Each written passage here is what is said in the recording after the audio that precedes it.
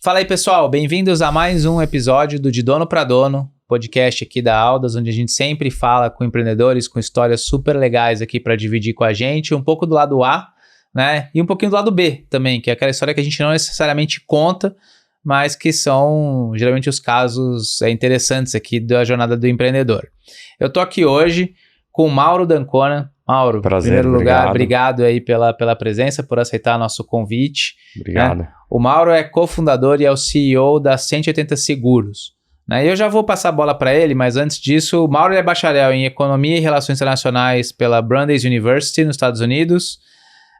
Também estudou na Columbia University e é mestre em Administração pela Harvard. Então, dá para ver que o currículo do cara é fraquinho, né? Pelo menos do ponto de vista de formação.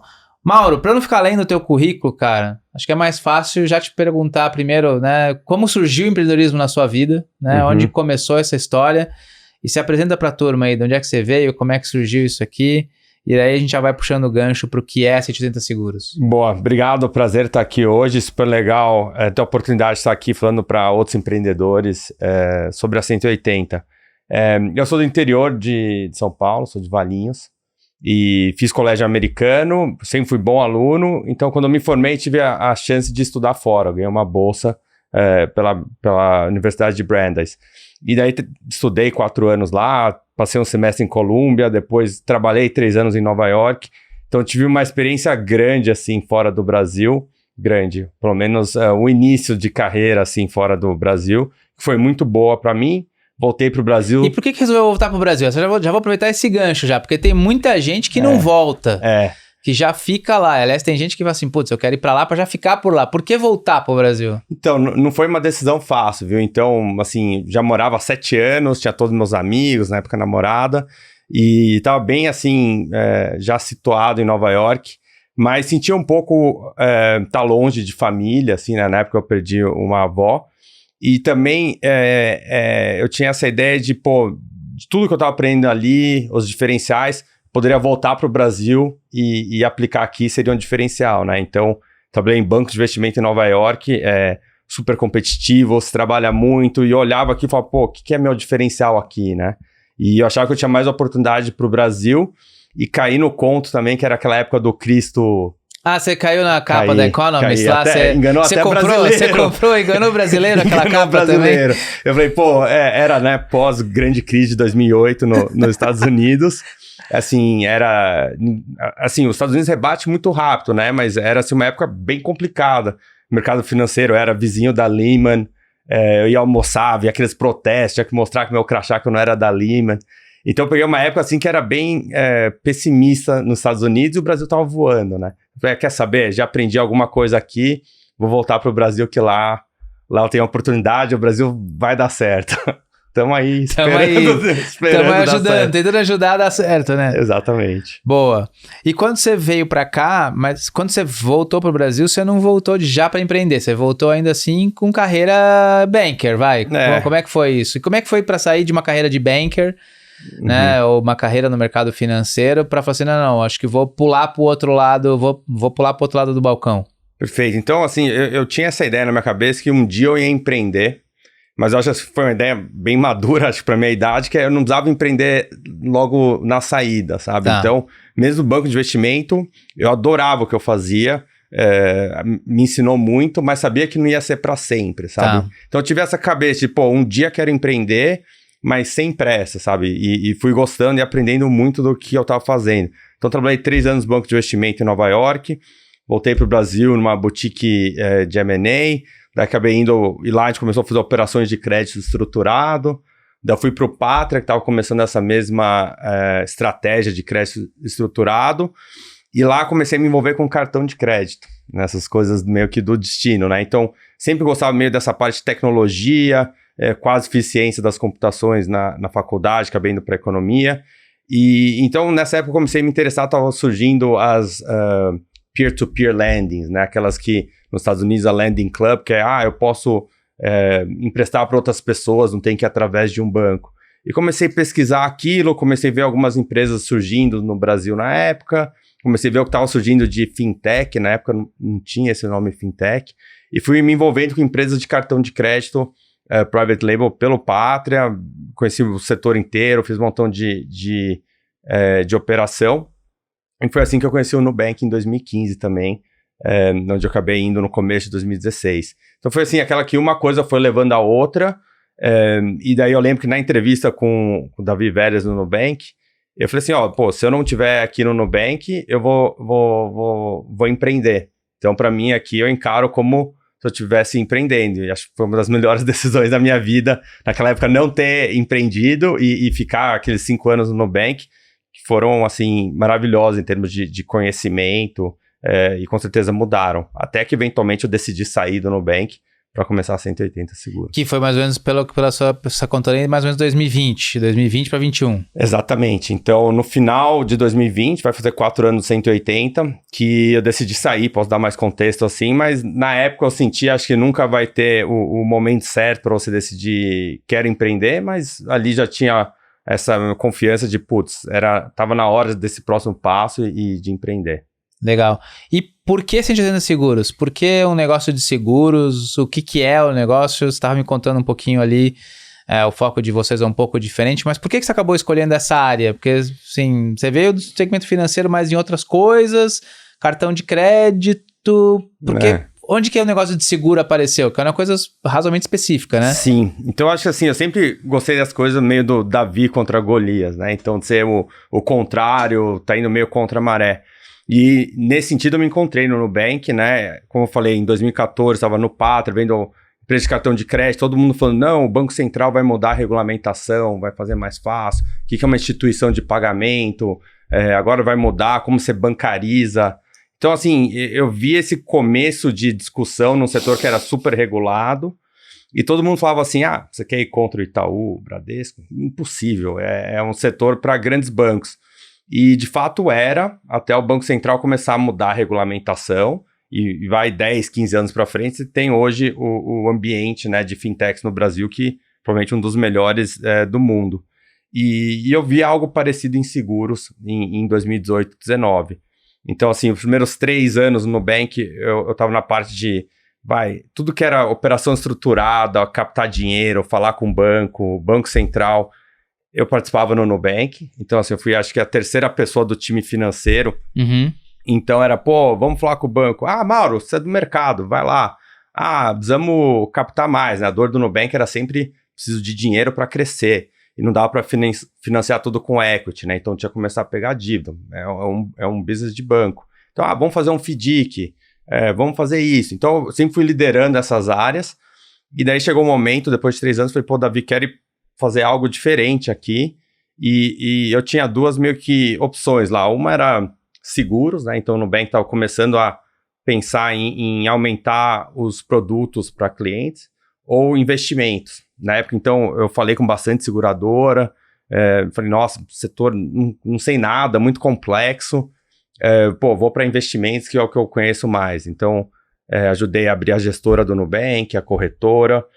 Daí teve a compra da EasyInvest, né? E a gente era... Tudo que hoje está no aplicativo do Nubank foi essa equipe que começou, que eu liderava. Quando teve a compra da EasyInvest, foi uma mudança ali grande de estratégia. Eu ia deixar de ser ali o que o Davi tinha me vendido, ou o que eu gostava. Isso vai ser uma startup dentro de uma startup, né? Então eu tinha assim, tinha meu budget, tinha meu time, tinha que vender meu roadmap de produtos pro C-Level, então eu gostava daquilo, né, e de novo, era todo mundo olhando para crédito, todo mundo olhando no conta, e eu gostava de ser, eu sou pequeno aqui, formando equipe, juntando gente, então eu gostava disso. Quando passou a ser, vamos integrar uma operação maior, que era a EasyInvest, falei, não é o que eu queria, e meio que paralelo a isso, o setor de seguros começou a passar por uma mudança regulatória grande. Na época teve a primeira superintendente que não era uma pessoa técnica, e ela estava trabalhando muito com o Banco Central para mudar as coisas e usar meio que o que aconteceu no setor financeiro como um estudo de caso ali. Então ela começou a soltar muita regulamentação que eu via que tinha os mesmos termos usados do que o Banco Central. E daí eu lembro de uma assim que saiu, as novas regras para a constituição de uma seguradora. Tem a mesma nomenclatura que banco, S1, S2, S3, S4. Eu olhei aquilo e falei, não acredito, isso é mais fácil agora ter uma seguradora. isso vai sair no Valor amanhã, e não sair em nenhum lugar, sabe? E daí eu falei, pô, já vi essa história antes, lá em 2014, 15, a agenda BC+, que ninguém dava bola, sabe? Eu falei, pô, acho que aí tem uma oportunidade. Então, em determinado momento no Nubank, lá em começo de 2020, eu falei, quer saber, vou me dar 1 ano para eu sair do Nubank, para eu achar o que eu quero fazer, e vou olhar para seguros.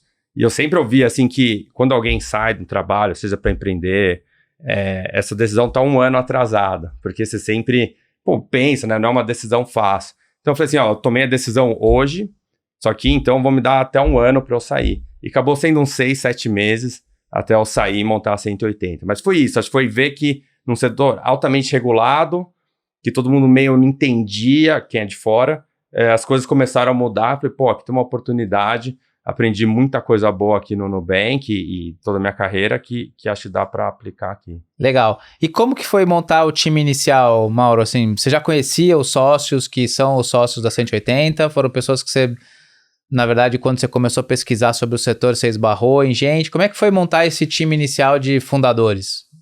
Acho que eu e o Franco, a gente trabalhou junto no Nubank, né? Então a gente trabalhou junto, na verdade, muito pouco, mas ele entrou 1 mês antes que eu no Nubank, né? Então a gente meio que sempre se conhecia e foi engraçado, porque eu tava saindo do Nubank, eu falei lá com o Davi, né? Com o Ed, com a Cris, tô saindo, isso que eu vou fazer, seguros e tal.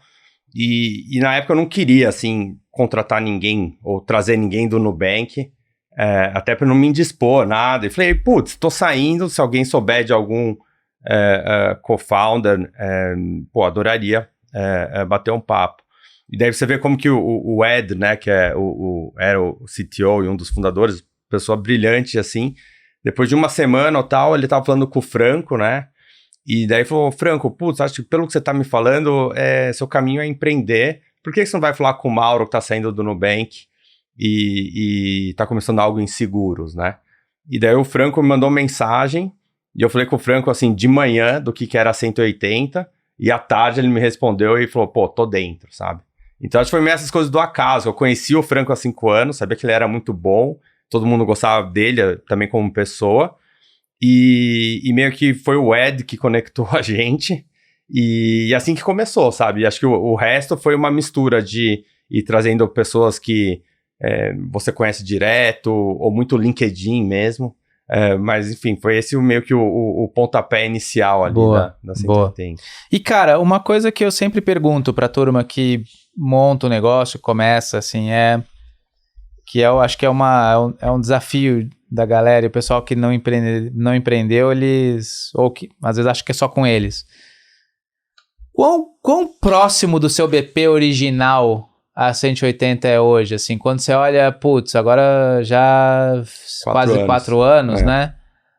Quando você olha o que você desenhou no primeiro BP, que você levou pros fundos lá pra captar grana e tal, e o que você fez hoje, quão perto, quão longe tá? 0. Tem aderência 0 com o que a gente professor. Primeiro que a gente não tinha nem BP, né? Então acho que esse é o primeiro ponto, assim. Acho que como a 180 começou ali, como eu participei muito dessas captações, tive muito próximo de tudo lá, eu conhecia muito desse mundo. Ou seja, a galera investiu em você. Falou assim, cara... Comprou em mim. Fala assim, beleza, vou te dar uma grana aí, você vai fazer alguma coisa com isso e entender uma ideia básica. Exatamente. Você basicamente captou, nem no PowerPoint não foi, então. Não, tinha um PowerPoint. Não foi assim, então no susto. Mas eu lembro que, assim, eu tava falando, por exemplo, com a Dragoneer, que era um dos maiores investidores do Nubank pré-IPO, com o sócio lá principal, com o Christian. Christian, tô saindo do Nubank, etc, vou fazer isso, vou fazer algo em seguros, B2B, isso que eu quero e tal.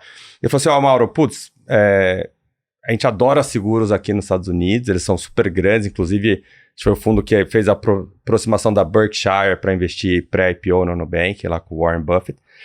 E, adoramos seguros nos Estados Unidos, eu não sei nada de seguros no Brasil, mas gosto de você, te conheço há 4 anos, seguros é gigante, acho que a gente pode te ajudar muito no futuro, acha um investidor para liderar esse round, que eu não faço seed no Brasil, acho que foi o primeiro investimento deles e o único de seed, acha um bom investidor para liderar, para te ajudar, e quando você conseguir esse investidor, volta aqui que eu coloco até 5 milhões de dólares. Então, esse foi um call com ele, sabe? Eu falei, caramba, eu tenho investidor, mas ele depende de outro entrar. E daí, enfim, teve um montão de conversa com o fundo, mas a gente chegou a receber 11 term sheets nessa época que era só um PowerPoint. Então, assim, nunca fiz o BP no começo, mas assim que a gente captou, tive que fazer um BP. E a gente começou sendo uma corretora, né? Então, o que era... E acho legal isso como, assim, não é que mudou, mas a gente foi entendendo melhor o que era nosso negócio. O que eu vendi para o Franco nesse dia que eu falei com ele, eu falei, Franco, o que a Stripe faz para pagamentos, a gente quer ser inseguros, né? Então, uma API de endpoint único para você se conectar, qualquer um pode vender seguros. Porque hoje é muito difícil, ninguém entende, é difícil conectar com uma seguradora. Então, qualquer negócio que queira vender seguros, vai se conectar na gente, vai vender seguros. Essa era a ideia da 180. Só que a gente viu que como uma corretora, que era a nossa figura, ia estar sempre conectado em outras seguradoras e não ia conseguir fazer o que eu queria. Você ia ter muita limitação do ponto de produto, porque você ia depender do produto do cara. A gente tinha uma coisa lá da cartilha do Nubank, né, que era Own Our Destiny, ser dono do seu destino. Então, você quer fazer uma coisa muito bem, tudo bem se depender de alguém, mas você tem que controlar aquela experiência. E a gente falou assim, a gente nunca vai conseguir ser a melhor solução de venda B2B2C de seguros, se eu dependo dessas seguradoras grandes, centenárias, que não me priorizam. Então, quer saber? Vamos virar seguradora. Então, com 3 meses de empresa, eu falei assim, vamos rodar aqui como seed, até a gente ter um pouco de corpo para a gente virar seguradora. E nesse época, a gente teve a chance de aumentar o nosso seed e captar mais 5 milhões de dólares. E daí, então, esse já foi o recurso para a gente entrar com pedido de licença. De licença. Mas você vê assim, com 3 meses empreendendo em seguros, eu falei, não, caminho, tem que pensar maior aqui, a gente tem que ser uma seguradora. E nenhuma empresa tech tinha ido direto para pegar uma licença de seguradora. Então, eu falei, não sei se dá, mas a SUSEP está mudando tudo, vamos lá falar com eles. E daí eu levei lá uma estrutura societária, parecido com o que a gente tinha feito no Nubank. Falei assim, isso que funcionou, né? Que o Nubank também era uma empresa tech virando banco, né? Uma das primeiras, se não a primeira. Isso que a gente usou no Nubank, a gente quer meio que replicar isso em seguros. E demorou 2 anos com a SUSEP, mas a gente eventualmente conseguiu a licença. Então... Legal. Acho que uma coisa que eu aprendi muito ali no começo é que, pensar grande ou pensar pequeno dá o mesmo trabalho, né? Então, assim, acho que se a gente fosse corretor até hoje, a gente ia ter o mesmo tanto de trabalho, só que não ia estar atingindo o nosso objetivo, que era realmente dar outra experiência para vender seguros. Boa. E qual que é o tamanho do time hoje, já 4 anos depois, cara? Como é que... Quão grande está o negócio? Porque desde que você tombou para a seguradora, o crescimento deve ter acelerado também. Exatamente. Versus você ser uma corretora. Como é que tem sido isso? Como é que o negócio tem crescido e como é que... Quão grande está o time? Qual o desafio já de montar um time nesse sentido? Porque acho que convencer alguém para vir trabalhar com seguros é fácil hoje em dia? Não. Assim, então, hoje o time tem 70 Porque pessoas. Você tem que convencer o cara a trabalhar com tech, não com seguros, né? Então, depende, viu? É legal que a gente traz muito um perfil dos dois mundos, né? Então, aqui é uma coisa que, diria, eu sofri, eu tentei fazer diferente lá do Nubank. Quando a gente foi no Nubank passar pela inspeção para virar financeira, não tinha ninguém dentro do Nubank que tinha trabalhado assim nessa parte de banco, de saber todos os sistemas. Então, eu lembro que tinha eu, mas outra pessoa, vamos preparar a inspeção. E lá que a gente descobriu sobre CADOC, umas coisas assim básicas de uma operação de banco.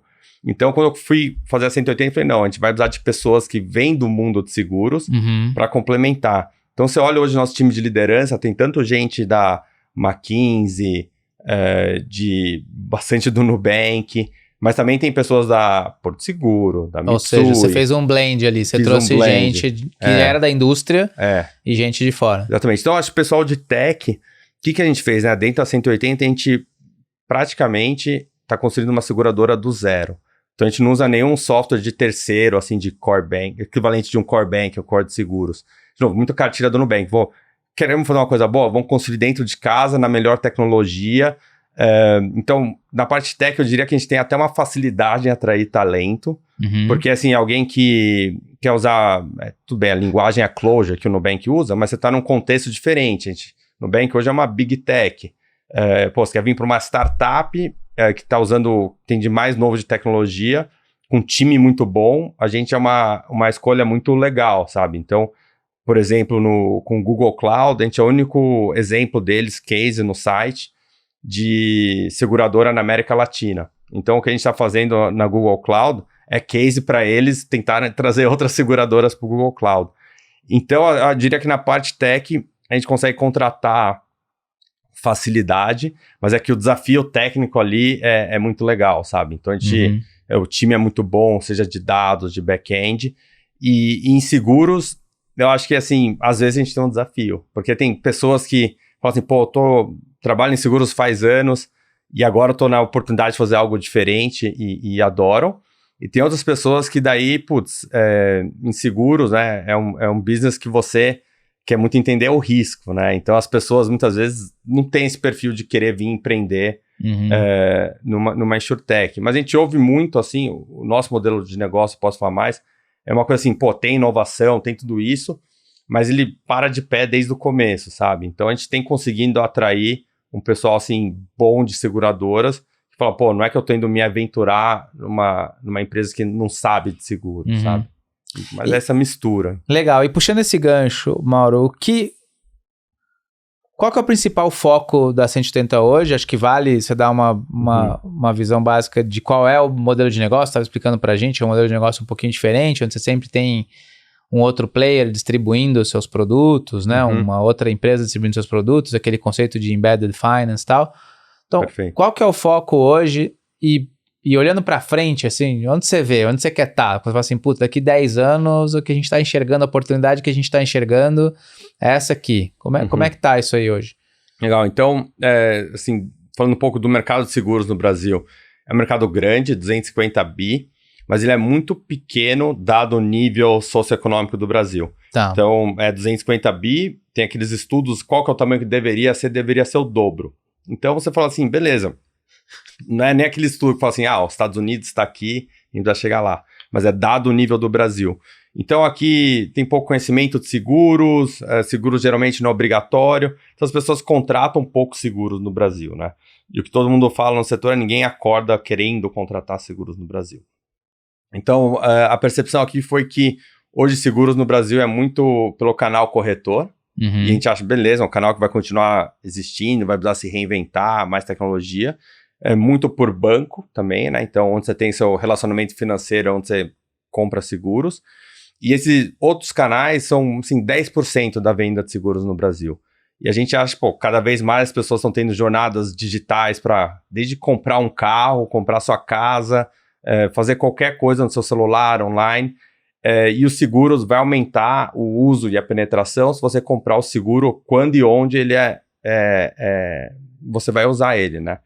Então a nossa ideia foi sempre, tem aqui uma grande alavanca de crescimento no Brasil. A gente vê que as seguradoras, elas não têm como core fazer essas parcerias com empresas para vender seguros. Muitas fazem isso como meio que aqueles 10% do negócio, que é um pouco patinho feio, anda, mas não é necessariamente o foco. Tem uma outra seguradora que foca.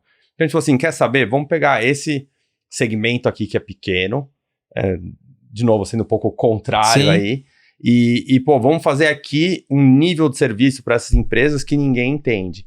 Ninguém hoje faz, né? Então o business da 180 é sempre B2B2C, quer dizer que eu faço uma parceria com uma empresa para vender seguros na base dela para os seus clientes. Então, um exemplo aqui é a Credipago, que é uma empresa do grupo Loft. Ela está lá em 20 mil imobiliárias vendendo a fiança, né? E quando você vai alugar um imóvel no Brasil, um dos poucos seguros obrigatórios é o seguro incêndio, né? Então, quando está lá na imobiliária, quem está fazendo a venda da fiança fala, mas o dono do imóvel aqui é obrigatório ter um seguro, né? Posso cotar para você aqui? Posso. Quanto deu? R$15 por mês. Quer adicionar danos elétricos mais R$3 por mês? Quer por assistências? E a gente já está conectado ali na jornada da Credipago, o cliente paga, já emite a pólice na hora, ele saiu da imobiliária segurado. Legal. Então, assim, a pessoa não acordou falando, quero comprar um seguro residencial, mas estou alugando imóvel, o proprietário demanda, deixa eu olhar aqui e ver se eu faço uma coisa boa para mim, e ele sai dali segurado. E como é que é hoje? As seguradoras não conseguem conectar no front do parceiro, a experiência não é real time, então você compra um seguro e fala, quando que eu recebo a pólice? Em até 7 dias corrido, sabe? As pessoas não querem mais isso. E quem está fazendo a venda consegue configurar ali as coberturas, escolher o nível de comissão dele. Então, assim, a gente quer dar a 180 toda a infraestrutura e o know-how para as empresas plugarem na gente e vender seguros no contexto para os seus clientes. Então, a gente dá, nesse caso, para a Crédito Pago, um portal para ela acompanhar a venda dela em tempo real. Se ela quer fazer testes de combo ou preço, ela consegue fazer isso. Então, tudo isso que hoje um varejista tem de sofisticação de preço, ou que alguém espera de um banking as a service, hoje eles podem plugar na 180 e ter toda essa melhora na venda de seguros deles. Então, nossos clientes hoje são ou empresas que já vendem seguros e querem melhorar, tem dor de conciliação, não consigo mudar produto, meu cliente é mal atendido, ou empresas que falam assim, eu quero ter um diferencial aqui, monetizar meu cliente, trazer algo legal, e daí vem a 180 como um parceiro natural para vender seguro. E aí casos de uso, tipo varejistas que estão fazendo garantia estendida, né? A gente estava falando aqui de crédito, né? Então empréstimo prestamista, todos esses seguros assim que são voltados a esse tipo de atividade. Seguros viagens também, se chegaram a entrar nesse universo de viagens? A gente não faz, mas é algo que está no radar, assim, que também tem bons casos de seguro embedado, quando você vai comprar uma passagem aérea, por exemplo, né? Eu acho que o garantia estendida é um exemplo assim, de um seguro que já é vendido no Brasil, só que dá para melhorar muito. Então hoje, por exemplo, as seguradoras chegam para o varejista e falam assim, todos os celulares, o seguro vai custar X do preço. Mas se é um Samsung, é um Apple ou um Motorola, é o mesmo preço. E daí você também não pode fazer campanhas de venda. Então vamos falar que são varejistas, falar, loja de rua em São Paulo, quero fazer um preço, vai ter Dia dos Pais, eu quero fazer uma campanha online diferente. Hoje você não consegue fazer isso com uma seguradora tradicional. E a gente já dá todas essas ferramentas para o parceiro para ele ter essa sofisticação na venda. Legal. Então, na venda online, você oferece lá para o seu cliente, né? Quer comprar o garantia estendida. E se ele dá não, quando ele está fechando o carrinho, você tem uma chance de uma repescagem com um produto diferente, um pouco mais barato, sabe? Então, de repente, alguém fala assim, R$5 a mais na parcela é caro, mas na hora de fechar no carrinho tem uma oferta ali de R$2 de um produto diferente. Agora eu vou comprar. Então a gente vai trazendo todas essas ferramentas para o nosso parceiro ter uma jornada melhor ali de venda de seguros. Boa. E qual que é a missão? Qual que é o objetivo de longo prazo? Assim, a missão nossa parece aquela coisa um pouco, né? Quero democratizar o acesso a seguros no Brasil. Mas no fundo o que a gente acha é que seguros ele tem que ser consumido ali na ponta de um jeito super fácil e é assim que as pessoas vão proteger aquilo que elas amam, né? Eu peguei 2 partes da nossa visão assim, mas é um pouco disso. Então, outro exemplo que eu dei, quando você está parando seu carro na Zona Azul, a gente vende um seguro que protege seus pertences dentro do carro por aquela 1 hora que você está com o carro parado na Zona Azul. Isso é possível porque nossa apólice tem 1 minuto da emissão e você recebe a apólice na hora e abre o sinistro pelo WhatsApp. Então a gente acha que seguros ele tem que ser parte do dia a dia das pessoas, sabe? Por isso democratizar. Então você não precisa necessariamente ir no seu corretor ou ir no seu banco para comprar um seguro. Se eu tô... Ou seja, você está indo para uma linha mais situacional, ou seja, você não precisa ter um seguro para sempre. Você pode usar um seguro em uma situação específica aqui, né? Exatamente. E aí isso abre um leque de oportunidades gigantes, né? Exatamente. De oportunidades situacionais e contextuais de uso de seguro. Exatamente. Legal. Então, o que a gente está falando, por exemplo, você perguntou de seguro de viagem, né? Quando a gente pensa em seguro de viagem, a gente fala assim, um seguro de viagem, só que quando você está viajando também tem um seguro que você pode comprar mais residencial para sua casa.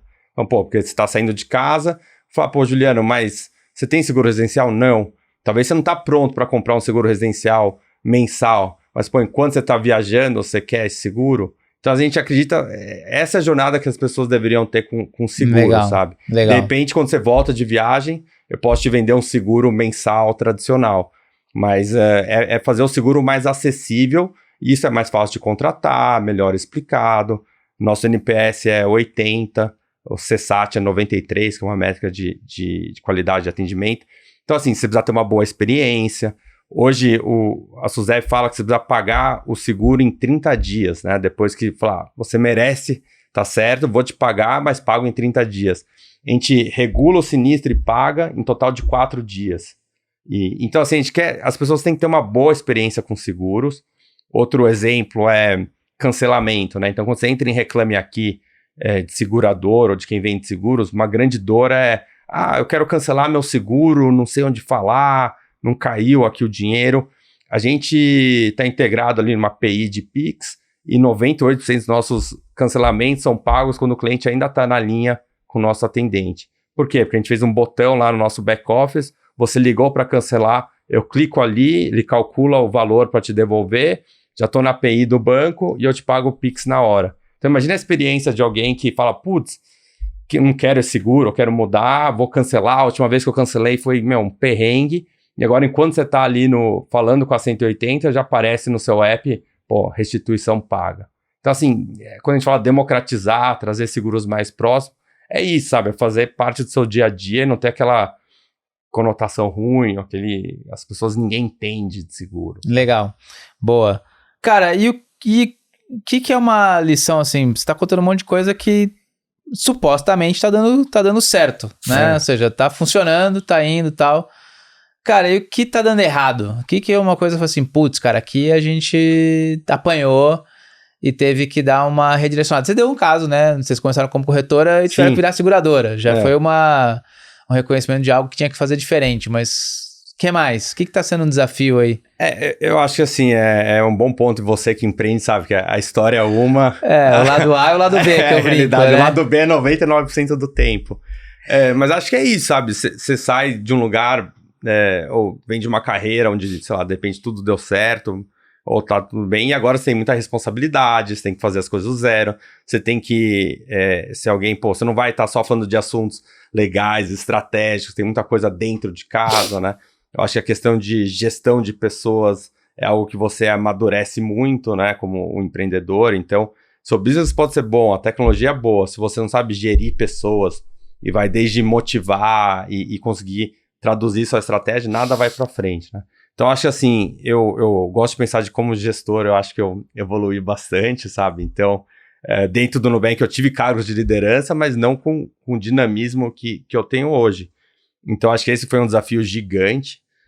Eu acho que pessoas, a gente estava falando aqui, né, é sempre um desafio. Então, eu acredito muito que não tem pessoa errada, tem pessoa na função ou na empresa errada, né? Então, muitas vezes alguém fazer algo muito bem em outro lugar, só que para o contexto que você tá, não. Então, acho que para mim, um grande aprendizado foi como contratar as pessoas certas, sabe? Porque a gente está contratando assim, ninguém nunca construiu uma seguradora tech no Brasil. Então, não vou contratar assim, tem 100 pessoas para contratar que já fizeram isso. Tem que contratar alguém que tem um passado, uma infância corporativa ali com muita coisa. Essa pessoa agora vai conseguir aprender a fazer o que a gente precisa fazer aqui na 180, né? Então, acho que como avaliar as pessoas e contratar as pessoas certas, acho que foi um dos maiores desafios que tem aqui. E acho que outra é que eu venho de um mundo que é direct to consumer, né? Então, eu tô ali tentando pegar meu cliente final através de um aplicativo. E agora o nosso negócio é B2B2C, é sentar com C-level de uma empresa, com dono de empresa, e como é que eu faço ele contratar a 180 como seguradora? Então tem muito de como eu me vendo, quais são os atributos, o que é importante eu investir. Então assim, nosso primeiro cliente, ainda como corretora, que a gente estava sendo avaliado, foi a Renner, né? E a gente estava fazendo um processo lá, quero falar com vocês, deixa eu fazer aqui meu KYC da 180, né? Eles mandaram lá aquela parte de, me manda sua política de informação, seu business continuity plan, seu plano de continuidade. A gente olhou para o outro, eu, o Franco e a Renata, que é a nossa head jurídica, falou, nossa, o que a gente vai fazer? Passamos assim, uma semana, 2 semanas, a gente falou, gente, a gente vai precisar investir nessa área, porque todo cliente que a gente vai falar, eu vou estar tratando dados de terceiros. Sim. Então a gente, assim, é a única seguradora que tem SOC 2, que é uma certificação de segurança, dados de terceiro. A gente trouxe na época 5 pessoas ex-Nubank para o nosso time de foundation, de fundação, de segurança. Então a gente teve até recentemente uma fintech que a gente está finalizando o processo, que o senhor falou assim, putz, Mauro, agora adoramos vocês, mas eu preciso ter uma conversa com o seu time de segurança para a gente ter certeza que a gente está indo com o parceiro certo. E assim, foi uma conversa que, assim, tudo que eles perguntavam, o nosso time respondia, e o que era um ponto fraco nosso acaba virando um ponto de vantagem, sabe? Então, até o pessoal pega benchmark, o que a gente usa. Fizeram SOC 2, qual que é a consultoria? Foi com Vanta, por que não ISO? Então, assim, a gente consegue tirar isso de letra, sabe? Então, acho que o processo de vendas B2B é uma coisa que era completamente nova para mim. E eu acho que a gente tem muito para melhorar ainda, mas hoje a gente já entende muito mais. O que é marketing para uma empresa B2B? Você tem que fazer eventos, como é que você conecta com pessoas, eventos de relacionamento. Então, essa é uma coisa legal que você citou aqui, cara, que assim, tem muito até, acho que mais recentemente, né, a gente fala muito conteúdo, tem muita coisa para falar de vendas mais B2C, né, as máquinas de vendas, né, qualificação, SDR, closer, blá, blá, blá. E o universo B2B é um modelo de venda totalmente diferente, né? Perfeito. Como é que vocês conseguiram dosar essas coisas de... Sim, tem presença em mídias digitais, como que é essa presença? Ela é focada em quê? É focada em geração de conteúdo? Ela é focada em performance? Explica um pouquinho essa máquina de geração de autoridade, demanda, conversão para uma empresa que essencialmente é B2B, que eu acho que é um negócio que tem menos, assim, o pessoal acaba vendo isso mais no B2C, mas menos no B2B. Primeiro eu acho que assim, tá começando a virar mais interessante para fundos, até como modelo de negócio B2B. Então, também, antes era meio patinho feio, né? Muito mais sexy o direct to consumer do que o B2B. Então, a primeira coisa que a gente fez na 180, a gente fez muito benchmarking com outras empresas, sabe? Então, através dos nossos investidores, agora está no processo da Endeavor também, mas sempre falando, quero falar com quem já faz isso, sabe? Então, acho que teve um grau de humildade nosso, e você vê todos os nossos materiais de conselho, assim, a gente sempre fala, quero falar com pessoas que fizeram B2B. Então, desde Salesforce, de outras startups, a gente tenta falar com todo mundo para entender como é o que funcionou para eles, sabe? E daí sempre trazer isso pro nosso ambiente, né? Então, pra gente, acho que ajudou a entender, para quem que eu vendo? Então, eu vendo para empresas médias para grandes, que tem um programa de seguros ou um potencial acima de X. Mas eu ainda não vou pegar aqueles clientes super grandes no início de operação que eu preciso mostrar meus cases. Sim. Então a gente falou assim, vamos pegar essas empresas com programas de seguros médios, quem são os decisores, como que eu falo com eles, o que é importante para eles, e a partir disso ir construindo nossa estratégia de go-to-market. E hoje nossa estratégia é muito de pegar o que a gente chama de líderes de categoria, fazer um bom case, e depois disso e vendendo esse case para outras empresas no setor, né? Uhum. Então, o que a gente está fazendo agora, por exemplo, no segmento quero entrar no segmento X. A gente começa a estudar o segmento, a gente contratou 2 consultores que são daquele segmento. Me explica as dores de quem vende seguros nesse segmento, quais são os produtos, o que eu preciso desenvolver como empresa, onde essas pessoas estão, quais são os eventos, então vou patrocinar esse evento, vou fazer esse tipo de mídia, qual que é? Às vezes você não precisa estar no Instagram, você precisa estar lá na revista especializada, no site que todo mundo vê, entendeu? Então, você vai entendendo quem são as pessoas, o que é importante para ela e como que elas contratam, sabe? É muito mais sniper do que shotgun, assim. Você vai muito mais específico do que generalista. Exatamente. Então, no começo, a gente chegava com aquelas apresentações, eu sou uma seguradora, esses são meus 10 produtos e tal. Apesar de ainda ter reuniões assim, a gente já tenta chegar muito mais preciso, assim, Juliano, eu sei que você tá nesse segmento, que essas são suas dores, então eu sou uma seguradora tech, mas tech por si só, né? Sim. Tô nem aí. Deixa eu mostrar como que eu faço a sua vida vendendo seguros melhor. Então, se tem problema de conciliação financeira, aqui não tem. Você quer combos diferentes do seu cliente, a gente monta. Você sabe como seu cliente está sendo atendido? Aqui você vê todas as métricas de atendimento.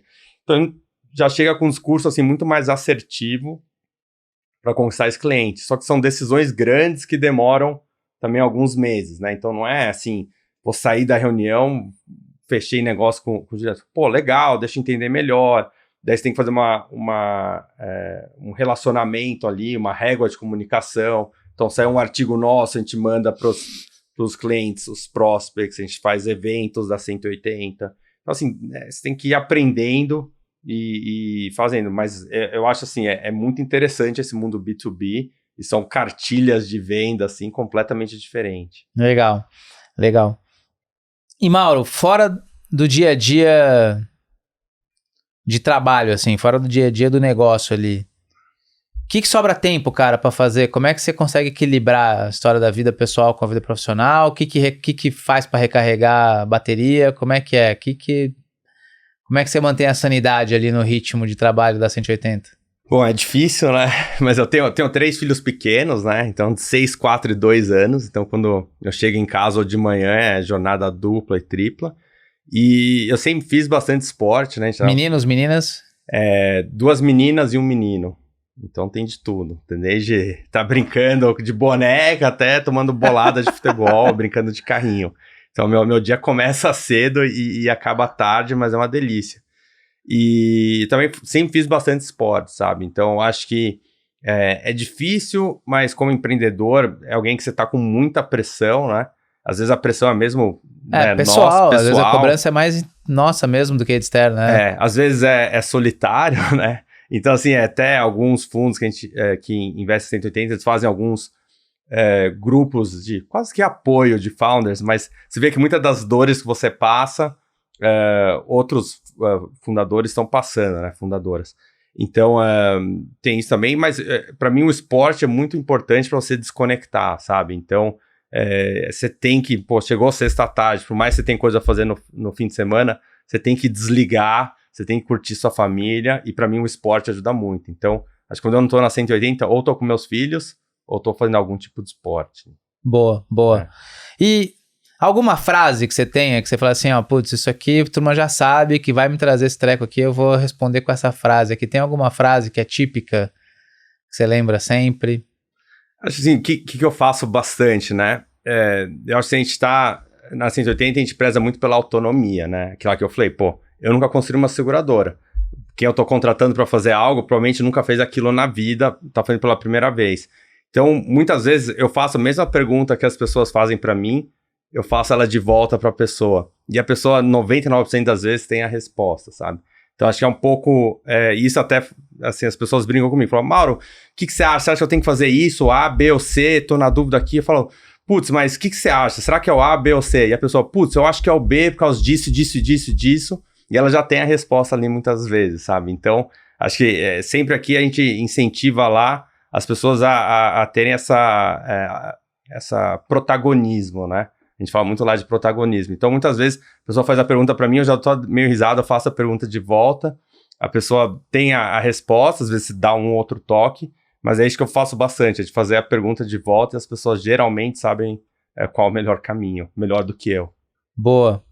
E, cara, uma coisa que passou aqui, mas que agora me deu curiosidade. De onde veio o nome 180 Seguros? Porque nome é um negócio difícil de escolher. Por que 180? Você gostou do nome? Achei legal o nome, mas bom, né? Tô pensando exatamente por que vocês estão pensando, tipo, pivotar o universo de seguros. De onde veio o 180 Seguros? Então, nosso primeiro nome é Oca, que era a ideia ali da Oca, ser uma coisa brasileira de proteção, a Oca do índio, né? Uhum. E daí, quando a gente estava lá no processo de... Então, primeira dica aqui, checam se o nome já está registrado. Checa o nome se o domínio.com existe ou não. Não, o domínio já estava tomado e a gente não conseguiu registrar porque já tinha uma corretora pequenininha que chamava Oca. Sim. Então, até a entidade que recebeu o aporte dos nossos investidores, até hoje chama Oca Insurance. Então, chama Oca Insurance. A holding. E aí estão falando, por que Oca? Eu tenho que contar a história. Então, primeira coisa, antes de dar o nome da sua empresa, checa se tem domínio, se já está registrado. E daí a gente tava falando, vamos ter que mudar de nome, né? E um amigo meu, ele me ligou assim um dia de manhã, e eu nem tinha pedido a opinião dele, e ele falou assim, já sei, seu nome tem que ser 180 Seguros. E antes era 180 graus, né? Só que a gente tirou o grau. Porque, você tá trazendo a ótica do cliente, o que é o melhor pro cliente, né? Como se a mesa tivesse girado de 80 graus. E o nosso primeiro logo tinha um 180 e o grau pequenininho. Só que daí todo mundo chamava a gente de 180 graus. Que era até uma balada, né, em Ubatuba, e a gente não gostava, né, daí rapidamente virou 180 Seguros. E a gente gosta porque, além dessa visão do cliente, acho que traz um pouco dessa coisa mais tech, assim, né, a gente é uma seguradora, mais que a tech, é disruptiva, tem que ser um pouco mais sóbrio, porque quem tá me contratando hoje são grandes varejistas, bancos, a gente acha que o 180 traz um pouco essa imagem, é tech, mas é uma coisa que eu confio. E outra coisa também, lembro que eu fiz um case na faculdade, que era daquela empresa de computadores Acer, sabe? ACER. E lá o nome que o fundador escolheu era AC, porque era sempre o primeiro na lista de fornecedores na época que imprimia. E daí a gente falou assim, pô, 180 a gente vai ser sempre o primeiro, porque começa com 1, né? A não ser que alguém dê lá 011, alguma coisa assim. Então você entra em toda a lista que tem, site de nosso investidor, lista de patrocinadores, a 180 é sempre a primeira, porque geralmente é ordem alfabética, né? Então daí quando eu pensei nisso, eu falei, adorei o nome, e daí eu falei com o Franco, falei, puta, adorei e vambora. Então Boa. 180 seguros, 100 graus. 100 graus. Boa. Cara, a gente tá indo bem aqui para as considerações finais aqui. O que você deixaria, se você... É uma pergunta que eu faço sempre, assim, que se você pudesse encontrar com o Mauro de 5 anos atrás, antes de começar a 180 Seguros, o que você diria para você mesmo lá? E se você pudesse deixar para você uma mensagem para você abrir daqui 10 anos, o que você deixaria pro Mauro? Falar assim, cara, daqui 10 anos, quando você lê isso aqui, lembra disso. Deixa eu começar pela segunda, né? Eu acho que uma coisa assim eu falei aqui 99% é lado B, mas você se diverte muito empreendendo, né? Então acho que muitas vezes você pode perder, parar de aproveitar o dia a dia, ficar muito focado, né, no dia de amanhã, etc. Então, uma coisa que o empreendedor falou pra mim, eu fiz a mesma pergunta, né? Falei, pô, o que você teria feito diferente? Falei, pô, teria aproveitado mais, sabe? Então, acho que, pô, lá no escritório é um clima super bom, tá sempre brincando um com o outro. Você passa por cada situação engraçada, empreendendo. Então, hoje eu tento, assim, trazer mais leveza no dia a dia, sabe? Tem cobrança, tá todo mundo lá super preocupado, mas você tem que aproveitar a jornada, sabe? Então, acho que... sem dúvida, acho que o que eu falei pro Mauro daqui 10 anos cara, tem certeza que você aproveitou a jornada, que muitas vezes é a melhor parte, né? E a primeira pergunta foi... E o que você falaria pra você 5 anos atrás? Falei assim, cara, se você pudesse voltar no tempo, você sussurraria o que no ouvido de você mesmo? Eu acho que ter mais foco. Então, acho que assim... quando você está empreendendo, é muito fácil ser seduzido, pô, tem tanta oportunidade em seguros, o que eu vou fazer, o que eu vou vender, etc. E a gente... E dinheiro atrapalha o foco, né? Atrapalha o foco. Você ter facilidade de se financiar assim, você teve relativa, não vou dizer facilidade, mas você teve relativo tranquilidade no processo de captação, porque já era a sua dinâmica e tal, e pelo histórico. Mas Exatamente. Às vezes ter dinheiro demais atrapalha, né? E acho que é foco de execução, sabe? Você acha no começo, eu consigo fazer essas 4 coisas juntos, e não consegue, sabe? Então você precisa empreender, né? Que é uma frase que eu uso bastante. Falar não é falar sim para o que você quer, né? Então você precisa falar muito não, que quando você fala não, você tá focando no que você quer.